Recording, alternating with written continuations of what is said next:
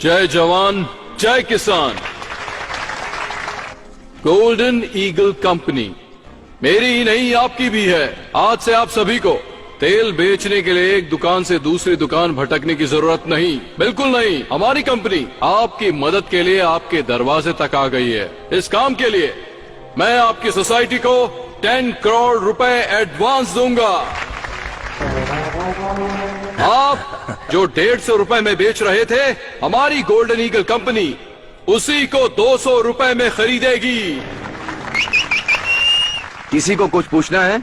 आपके मन में जो सवाल है उससे पूछ सकते हैं। ओए, भगवान हम सबकी इच्छाएं पूरी कर रहा है तो फिर पूछने की क्या जरूरत? हम सब लोग तैयार हैं। क्या बोलते हो? हम सब तैयार हैं। रुक जाओ सब लोग।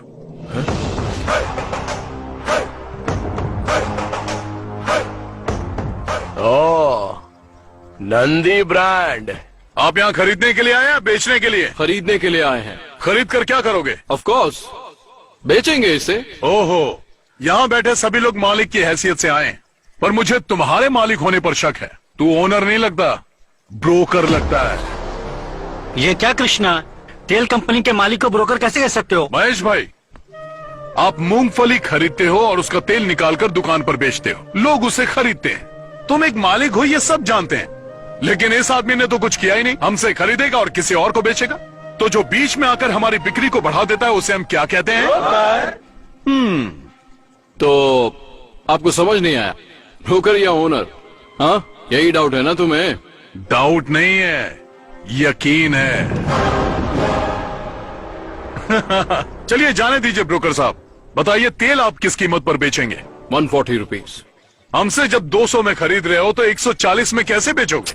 ये तुम्हारी समझ के बाहर है ब्रदर। वही तो हम जानना चाहते हैं ब्रदर, कि इतने बड़े नुकसान में क्या फायदा है तुम्हारा? 60 रुपए का नुकसान, यही छोटी सी बात तो हमारे पल्ले नहीं पड़ रही है ब्रदर। 8 सालों से इंडिया में ऑयल के बिजनेस में मेरा ब्रांड टॉप पर है। मुझे कभी भी नुकसान नहीं हुआ। चलो अच्छी बात है, लेकिन हमसे तेल खरीदने के बाद उसे हमारे ब्रांड के नाम से बेचोगे ना? वो इम्पॉसिबल है। ब्रांड तो सिर्फ मेरा ही होगा, द गोल्डन ईगल कंपनी, इसी नाम से तेल बिकेगा। इसका मतलब हमारे ब्रांड का बिस्तरा गुल कर ये दोगे। क्या कृष्णा, ऐसे तो हमारे सारे ब्रांड खत्म हो जाएंगे। इतना ही नहीं काका, उसके बाद आप मालिक नहीं नौकर बन जाएंगे। क्या मतलब? पदमपुर पप्पू गोंडा का पोता परमेशी अब अपने ही तेल का मालिक नहीं होगा?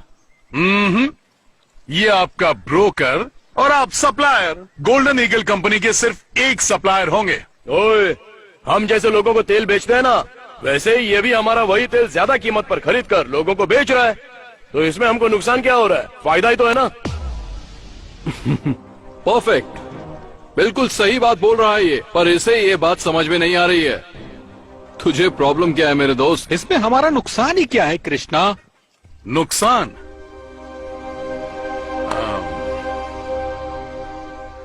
ए सीताराम, हाँ। यहाँ। क्या है कृष्णा? तुम्हारा नाम क्या है? सीताराम। पूरा नाम बताओ।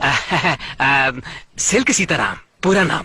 सिल्क सीताराम का मतलब? लगभग 30 साल पहले इस गांव में हमारी एक बड़ी दुकान थी, सिल्क साड़ी की दुकान।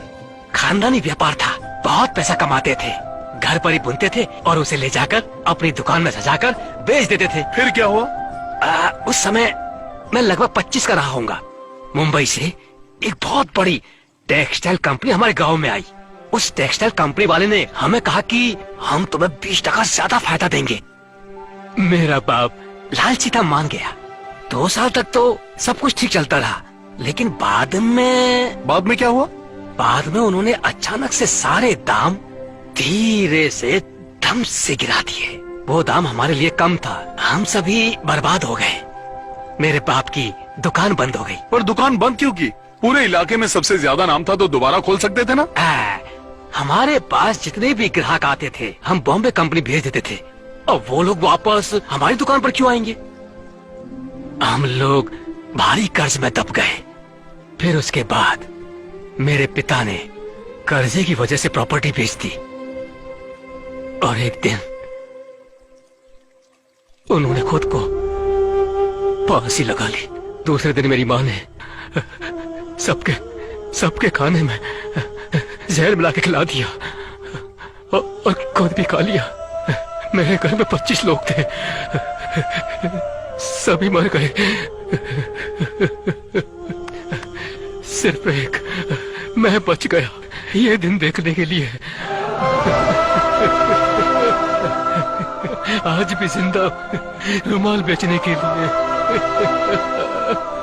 रोते नहीं सीताराम, आज भी तुम अपनी इज्जत की रोटी खा रहे हो।